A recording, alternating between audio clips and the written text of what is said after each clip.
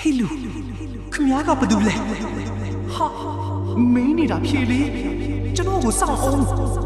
ခမ ्या ကဘာလုပ်လဲလို့မင်းနေတယ်လေဟေးလူမိုးရိပ်တယောက်ကြောင်ကတန်းအော်ကအိမ်မက်ကနေနိုးထလာနေသည်တခုလုံးချွေးများနဲ့ရွှေဆိုးနေက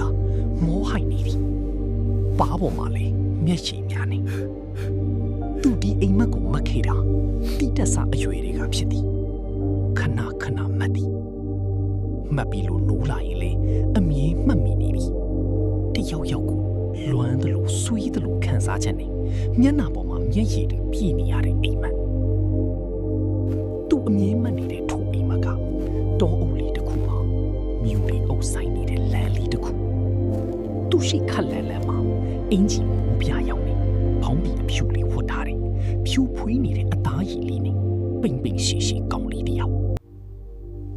သူ့ရှိကနေတရွရွသွားနေတဲ့အိမ်ကောင်းလေးကိုသူ့ဘလို့လှမ်းခေါ်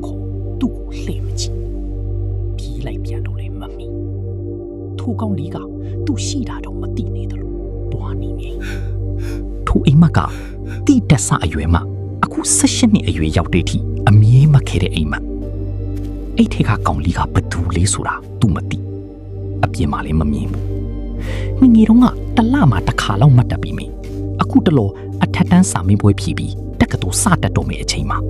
အိမ်မက်တာကတပတ်ကို2ကြိမ်3ကြိမ်ခန့်ဖြစ်နေလေသည်